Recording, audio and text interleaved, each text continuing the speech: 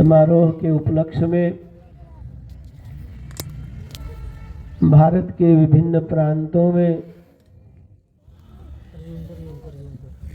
हिंदू जन जागरण के उद्देश्य से यत्र तत्र हिंदू जागरण सम्मेलनों का आयोजन किया जा रहा है। उद्देश्य है कि हिंदू अपने मूल को पहचाने, अपने स्वरूप को पहचाने, अपने प्रभाव को पहचाने, अपने इतिहास की तरफ निहार कर देखें कि आज हम कहाँ से कहाँ आ गए हैं। ये आत्मावलोकन का विषय है, इसलिए बहुत विचार करने का विषय है।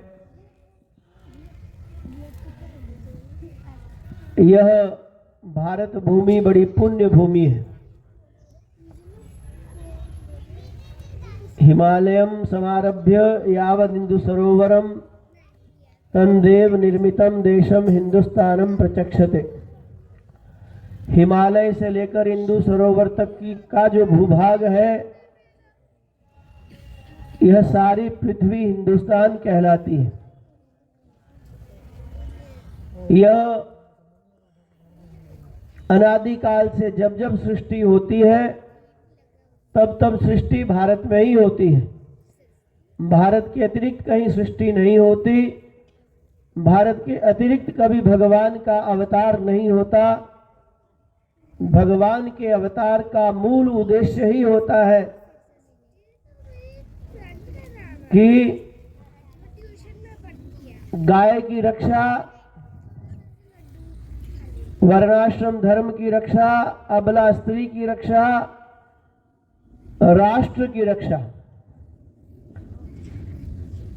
गो द्विज धेनु संत हित लीन मनुज अवतार। भगवान का प्राकट्य जो धर्म का रक्षण करने वाले सज्जन लोग होते हैं, संत होते हैं। द्विज अर्थात वेद के माध्यम से भारत की सेवा करने वाले, ज्ञान के माध्यम से पूरे विश्व को प्रकाशित करने वाले, ऐसे द्विजों की रक्षा के लिए गाय, जो भारत की संस्कृति का मूल स्तंभ माना जाता है, गाय की रक्षा करने के लिए और देवताओं की रक्षा करने के लिए भगवान समय समय पर इस भारत भूमि पर, पुण्य भूमि पर प्रकट होते हैं। ये देवताओं की भूमि है, पितरों की भूमि है। तन देव निर्मितम देशम। अन्य देशों की अपेक्षा भारत की विशेषता क्या है, हिंदुस्तान की विशेषता क्या है? कहा तन देव निर्मितम देशम। ये देवताओं के द्वारा निर्मित किया हुआ देश है। अन्य देश तो लोग यहाँ यत्र तत्र पलायन करते हुए जहाँ पहुँच जाते हैं, वहाँ संगठित हो जाते हैं, परंतु ये भारत भूमि देवताओं के द्वारा निर्मित है। इसलिए हम लोग सब लोग बड़े बड़भागी हैं कि देवताओं के द्वारा निर्मित इस पुण्य भूमि पर हम लोगों का जन्म हुआ। हमें कर्म भूमि के रूप में हिंदुस्तान प्राप्त हुआ, भारत प्राप्त हुआ। हिंदू को लेकर के शास्त्रों में अनेक परिभाषाएं की गई हैं। हमारे यहाँ ओंकार मंत्र मूलाड्य पुनर्जन्म दृढ़ाश्रयः गो भक्तो भारत गुरु हिंदू हिंसन दूषका। ओंकार मंत्र मूलाड्य हमारे वैदिक वांग्मय में सर्वप्रथम सभी मंत्रों के पूर्व में ओंकार का स्मरण किया जाता है, उच्चारण किया जाता है। जितने भी मंत्र हैं वो प्रणव से ही प्रारंभ होते हैं। और इतना ही नहीं, कहा एक भारत ही है, हिंदुस्तान ही है जो कर्मों के सिद्धांत को, पुनर्जन्म को स्वीकार करता है। उसके अतिरिक्त बाहर जितने भी देश हैं वो लोग पुनर्जन्म को स्वीकार नहीं करते। वो लोग वेदों के पूजक नहीं है, इसलिए हमारे यहाँ नास्तिको वेद निंदका। नास्तिक किसे कहते हैं? कहा जो ईश्वर को नहीं मानता उसे नास्तिक नहीं कहते। नास्तिक कहते हैं जो वेदों को नहीं मानता। वेदों को नहीं मानने वाला नास्तिक होता है। कहा क्यों वेदों को नहीं मानने वाला नास्तिक कैसे हो गया? कहा क्योंकि वेद ही हमारा मूल है। ईश्वर भी वेदैक्य प्रमाण समधिगम्य है। ईश्वर को प्राप्त ही हमारे पास एकमात्र साधन है। वेद के अतिरिक्त ईश्वर को प्राप्त करने का दूसरा कोई साधन नहीं है। इसलिए जो वेद को नहीं मानता वो हिंदू संस्कृति को नहीं मानता, वो नास्तिक है। और ऐसे नास्तिकों का सिद्धांत क्या है जिससे पूरी दुनिया भरी है भारत के अतिरिक्त? उनका सिद्धांत है भस्मीभूतस्य देहस्य पुनरागमनम कुतः यावत जीवेत सुखी जीवेत ऋणम कृत्वा घृतम पिबेत। वो कहते हैं पुनर्जन्म को नहीं मानते, कर्मों को नहीं मानते, पुण्य को नहीं मानते, पाप को नहीं मानते, नरक स्वर्ग को नहीं मानते। वो कहते हैं जो कुछ भी है यही है, बस इसके अतिरिक्त कुछ नहीं है। इसलिए उनकी मान्यता है कि भस्मीभूतस्य देहस्य पुनरागमनम कुतः। ये पंचभौतिक शरीर की जब मृत्यु हो जाती है, जब जीव इस पंचभौतिक शरीर को छोड़ करके परलोक में प्रयाण कर जाता है, उसके बाद ये पंचभौतिक शरीर जला दिया जाता है। ये भस्मीभूत हो जाता है, भस्म में मिल जाता है, भस्म की ढेरी बन जाता है, राख की ढेरी बन जाता है। उनका कहना है कि राख की बनी हुई ढेरी का वापस जन्म कैसे हो सकता है? जो जल करके भस्म बन गया उसका पुनर्जन्म कैसे हो सकता है? तो वो लोग ऐसा मानते हैं कि जब जल करके भस्म हो गया इसका पुनर्जन्म नहीं हो सकता। इसलिए यही सब कुछ है, ये जीवन ही सब कुछ है। इसलिए वो कहते हैं यावत जीवेत सुखी जीवेत ऋणम कृत्वा घृतम पिबेत। जब तक जियो सुख से जियो, ऋणम कृत्वा घृतम पिबेत, और कभी पियो, वापिस किसी को चुकाने की जरूरत नहीं है। लेके दिया, कमा के खाया, ऐसी की तैसी जगत में आया। संसार में आने का फायदा है क्या यदि लेके वापस देना पड़े किसी को? तो कर्जा लेकर के वापस नहीं देना किसी को। कर्जा ले लो, खा पी के मजे करो। तो लेके दिया, कमा के खाया, कमा करके भी नहीं खाना। कमाने की क्या जरूरत है? दुनिया बड़ी कमाने वाली, किसी से भी पैसा लो, उधार लो, कर्जा लो। सिख लोगों का दर्शन भी कितना श्रेष्ठ है, एक आदर्श है उनमें भी। यद्यपि इसमें दोष ही दोष है, तथापि यदि हम एक पॉजिटिवली विचार करें तो उन लोगों के सिद्धांत कितने सुंदर हैं, कितने पवित्र हैं। वो कहते हैं यावत जीवेत सुखी जीवेत। जब तक जियो सुख से जियो। कौन सुख से नहीं जीना चाहता? सभी लोग चाहते हैं सुख से जीना, यहां तक तो सब ठीक है, पर सुख से जिया कैसे जाए? तो कहता यावत जीवेत सुखी जीवेत ऋणम कृत्वा घृतम पिबेत। कर्जा लेकर के घी पियो। और हमारे लोग कर्जा लेके क्या पीते हैं? आजकल क्या पिया जा रहा है भारत में? बच्चे से लेकर बड़े तक क्या कर रहे हैं?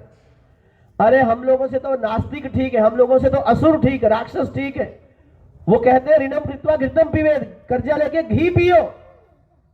ये गंदगी का विषय नहीं, उनकी बुद्धि में ये नहीं था। तो इस दृष्टि से तो हमसे कई गुना श्रेष्ठ है।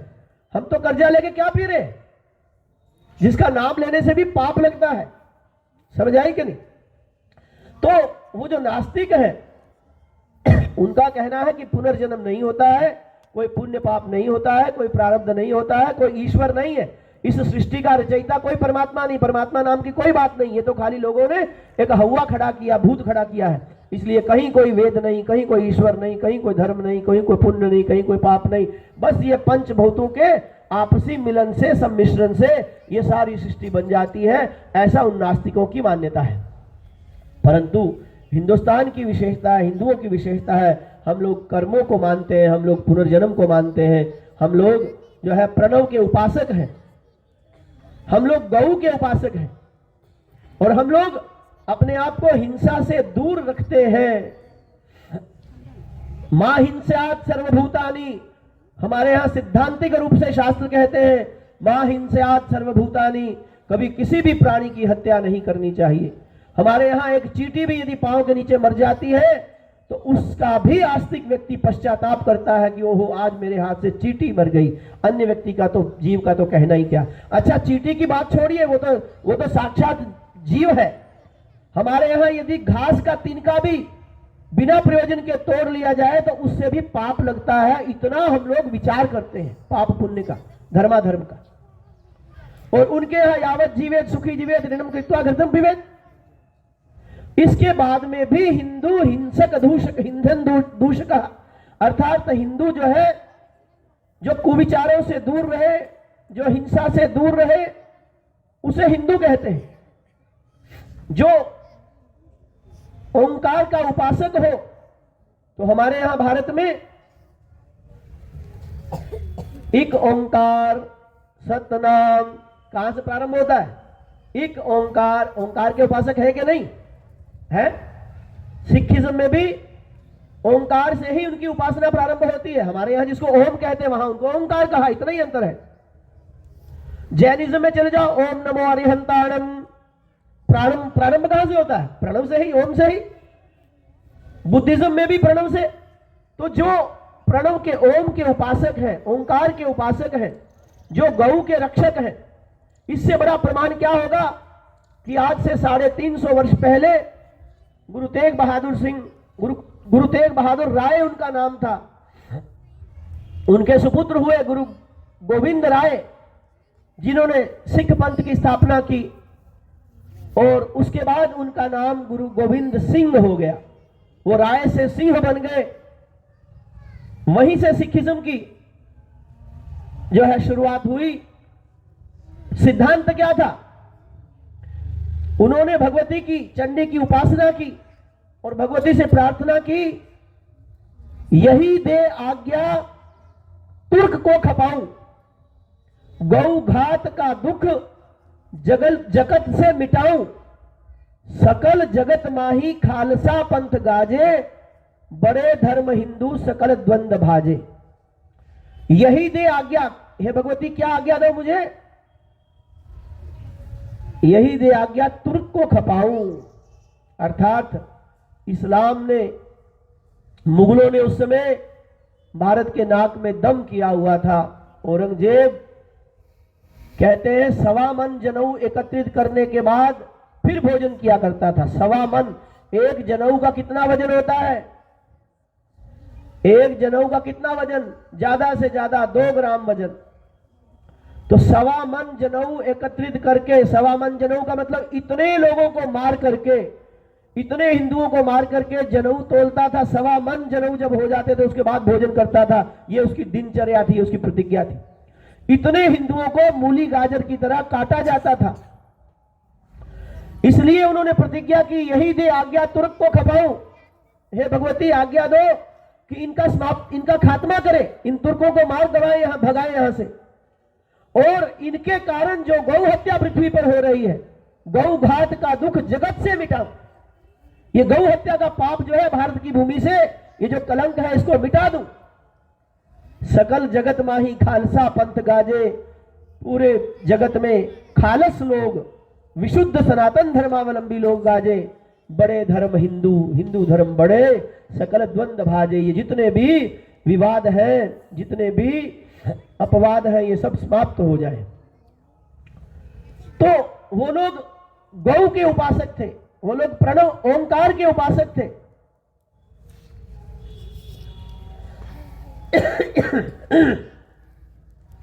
विचार का विषय है, वहीं तक बात नहीं रुकी जब तक हिंदुस्तान सुरक्षित नहीं हुआ, भारत सुरक्षित नहीं हुआ। उन्होंने कहा नहीं, एक नहीं अनेक कुर्बानियां भी देनी पड़े तो हम इससे पीछे नहीं हटेंगे।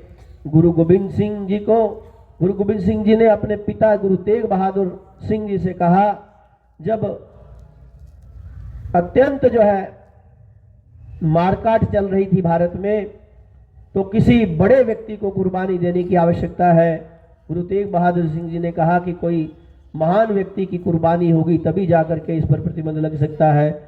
तो देखिए, गुरु गोविंद सिंह जी छोटी सी अवस्था में थे। उन्होंने कहा, पिताजी आपसे श्रेष्ठ और कौन हो सकता है। रजवाड़ों का समय था उस समय, वो ठाकुर थे, गांव के ठाकुर थे गुरु तेग बहादुर सिंह। तो कहने लगे कि आपसे बड़ा इस समय और कौन हो सकता है। तो इसलिए आपकी कुर्बानी होगी तभी हिंदुत्व की रक्षा होगी, सनातन की रक्षा होगी। तो उसके लिए गुरु तेग बहादुर सिंह जी को बहुत भयंकर यातनाएं दी गई। उनके पहले उनके इष्ट मित्रों को बड़ी विभत्सता से उनको मारा गया ताकि ये भयभीत होकर के इस्लाम स्वीकार कर ले, परंतु गुरु तेग बहादुर सिंह जी कहाँ इसको स्वीकार करने वाले। उसके बाद गुरु गोविंद सिंह जी ने कुर्बानी दी। उसके इतना ही नहीं, उनके रहते हुए ही उनके 4 सुपुत्र, 2 तो युद्ध भूमि में मुगलों के साथ युद्ध करते हुए शहादत को प्राप्त कर गए, और 2 बालक जिनकी अवस्था 9 वर्ष और 7 वर्ष की थी, वो सरहंद में उस औरंगजेब की कैद में, सरहंद नामक पंजाब में सरहंद एक क्षेत्र है, वहां पर उनको जीवित दीवार में चना दिया गया, मृत्यु दंड दिया गया। यद्यपि वो भी बड़ी कुटिलता से दंड दिया गया। दंड तो यही निर्धारण हुआ था कि इनको दीवार में चिना दो, परंतु जब दीवार में चिनाया गया तो चूंकि दीवार गीली थी, उनके हिलने से दीवार गिर गई, परंतु फिर भी मुगलों ने वो अपनी जुबान पर भी कायम नहीं रहे। उन्होंने कहा नहीं नहीं, इनको मारना ही होगा। पहले यही घोषणा हुई थी कि इनको दीवार में चिना दो, जिंदा दीवार में चिना दो, तो जिंदा दीवार में चिना दो तो चिना दिया गया। अब यदि बचते तो उनका भाग्य होता, पर नहीं नहीं, ये भी नहीं, उनको मारना ही है। दीवार गिरने पर भी उन्होंने उनको पकड़ा और उनको मार दिया। कहने का अभिप्राय, वो 2 बालकों जिनकी अवस्था 7 वर्ष और 9 वर्ष थी, बड़े विचार का विषय। देखिए आज 7 वर्ष 9 वर्ष के बालक हमारे बीच में बैठे हैं, इनकी मानसिकता देखिए, इनका चिंतन का स्तर देखिए, इनकी राष्ट्रभक्ति देखिए, इनके भीतर देश प्रेम देखिए, और उन 7 और 9 वर्ष के बच्चों के अंदर भीतर जो है राष्ट्र प्रेम, अपने धर्म के प्रति प्रेम, समर्पण भाव देखिए। कहते हैं जब दीवार तो नीचे से ऊपर की तरफ आती है, जब वो दीवार चिनाई जा रही थी तो बड़े वाले भाई छोटे वाले भाई को देख के उनकी आंखों में आंसू आ गए। क्यों आंसू आ गए? क्योंकि वो देख रहे थे कि मेरे सामने मेरा छोटा भाई जीवित दीवार में चिनाया जा रहा है, मरने जा रहा है, मृत्यु को प्राप्त करने जा रहा है, शहीद होने जा रहा है। उनकी आंखों में आंसू आ गए। छोटे भाई ने देखा कि बड़े भाई की आंखों में आंसू आए। उन्होंने कहा क्या कहीं कोई कायरता तो तेरे मन में घर नहीं कर गई? कहीं तो भयभीत तो नहीं हो गए, डर तो नहीं गए? आपकी आंखों में आंसू क्यों आए? तो देखिए उनकी, उन वीरों की महानता, उनके विचार, उनका चिंतन। वो बड़े भाई ने कहा नहीं नहीं भैया, मैं कोई घबराया नहीं, डरा नहीं, मैं तो इसलिए मेरे आंखों से आंसू आ गए कि शहादत प्राप्त करने का अधिकार प्रथमतया मेरा था, क्योंकि मैं बड़ा भाई हूं, तो पहले मुझे शहीद होना चाहिए था। पर इन मूर्खों ने विधाई ऐसी चुनी है कि दीवार में चिना रहे तो तू छोटा है, इसलिए पहले तुझे शहादत प्राप्त करनी पड़ रही है। इसका मुझे कष्ट है कि ये मुझे पहले जाना चाहिए था, तू पहले जा रहा। मैं कोई कायर नहीं हूं, मैंने कोई अपना मानस बदला नहीं। एक जन्म नहीं, अनेक जन्म लेकर के भी यदि सनातन धर्म की रक्षा करने के लिए हमारे प्राण चले जाए तो हमें कोई संकोच नहीं, हमें गर्व होगा। ऐसे महान विभूतियों के बलिदान से आज हम यहां बैठ करके हिंदुत्व का विचार कर रहे हैं, हिंदुत्व पर चर्चा कर रहे हैं। आवश्यकता है वर्तमान काल में बच्चों को जगाने की, बच्चों को समझाने की, उनको एक ठीक दृष्टिकोण देने की, उनको एक दिशा देने की। जिन बच्चों के हाथ में आपने मोबाइल देकर के उनका जीवन नर्क बना दिया है, उन बच्चों के हाथ से मोबाइल छीनिए। यदि उनका जीवन सुरक्षित चाहते हैं, उनके हाथ से मोबाइल छीनिए, उनको भारत का इतिहास पढ़ाइए, उनको महाभारत पढ़ाइए, उनको बताएं कि हिंदुत्व ने आज अपने अस्तित्व की रक्षा के लिए पूर्व में कितने बड़े बड़े बलिदान दिए हैं। इसलिए आज लड़कियों के पीछे कुत्तों की तरह घूमना, चिट्टा खाना, नशा करना और मोबाइल में फिल्में देख करके रात को सोना, इससे भारत माता की रक्षा नहीं की जा सकती। ऐसे हिंदू सम्मेलन जो है सफल नहीं हो सकते। यदि वास्तव में चाहते हो तो अपने आप को बदलना पड़ेगा, अपनी सोच को बदलना पड़ेगा, अपने दृष्टिकोण को बदलना पड़ेगा। और ये काम बच्चों का नहीं, ये काम बच्चों के माता पिता का है। यदि वो सावधान होते हैं तभी जो है बच्चों को समझाया जा सकता है। इसलिए माता पिता स्वयं स्वधर्म का पालन करें। दूसरी बात, यद्यपि मां हिंसायात् सर्वभूतानि सनातन सिद्धांत कहता है, परंतु क्या कोई एक गाल पर थप्पड़ मारे तो दूसरी गाल आगे कर देनी चाहिए? इसका नाम हिंसा है क्या? नहीं नहीं। हमारे यहां महाभारत में आप लोगों ने, किसने नहीं देखा, टीवी के माध्यम से महाभारत तो देखी होगी आप लोगों ने। हमारे यहां शास्त्र कहता है आतताइन मायांता हन्यादेव अविचारेण। कोई आतताई बनकर के आ जाए तो उसे मारने में किंचित मात्र भी विचार नहीं करना चाहिए। कोई आतताई बन करके आ जाए, आतताई शब्द प्रयोग हुआ है गीता में। आतताई किसे कहते हैं? कहा आतताई के 6 लक्षण हैं। ध्यान से सुनिएगा, आतताई के 6 लक्षण हैं। पहला लक्षण क्या कहा? अग्नि दो, अर्थात जो किसी को अग्नि में जला करके मार दे। अभी बांग्लादेश में क्या हुआ? बांग्लादेश में क्या हुआ? अग्नि में जला के मारा गया कि नहीं हिंदुओं को? जीवित को मार कूट करके उसके बाद वृक्ष पर टांग दिया, पेड़ पर टांग दिया और उसको आग लगा दी। अग्नि दो। महाभारत में क्या? साक्षागृह में 5 पांडवों को द्रौपदी सहित जलाने का प्रयत्न किया कि नहीं है? अग्नि दो, ध्यान रखना, ये आतताई के 6 लक्षण है। अग्नि दो, गर्दश्चैव, विष दे के मारने वाला, जो जहर दे के किसी को मार दे। जब भारत का विभाजन हुआ था, जब पाकिस्तान से हिंदुस्तानी अपने प्राण बचाकर जैसे कैसे भारत में लौट रहे थे, वैसे तो उन लोगों ने सबको लूट लिया, पर जो जैसे कैसे अपने प्राण बचा करके लूट निकल रहे थे, भारत आ रहे थे, उन लोगों को भी इन मुगलों ने दूध के बहाने, शरबत के बहाने विष खिला करके मार दिया। उनको कहा दूध पियो, कोई बात नहीं, चिंता मत करो, अब आप सुरक्षित जगह पर पहुंच गए हैं, दूध पियो, आराम करो, उसके बाद आगे चले जाना, अब यहां कोई आपको खतरा नहीं है। ऐसा उनका विश्वास जीत करके उनके साथ विश्वासघात किया, उनको दूध में, उनको शरबत में जहर मिलाकर पिला दिया और वहीं के वहीं वो सोते सोते सो गए, मर गए। तो अग्नि दो, गर्दश्चैव, शस्त्र पाणि धनापहा, जो हाथ में शस्त्र लेकर किसी को मारने को आ जाए। आए दिन क्या घटना हो रही है? आए दिन क्या घटना हो रही है? नहीं देख रहे आप भारत में? नहीं सुन रहे आप? है तन, सर तन से जुदा, नहीं सुन रहे आप लोग? ये शब्द नहीं आपके कान में पड़ रहे? सर तन से जुदा। सर तन से जुदा किससे होता है? मंत्र से। धीरे धीरे आयत पढ़ते हैं, वो कुरान की आयत पढ़ के धीरे धीरे मारते हैं, ऐसे एक बार में नहीं मारते। धीरे धीरे कुरान में आयत पढ़ के धीरे धीरे तड़पा तड़पा करके, बहुत ही जालिम लोग हैं वो।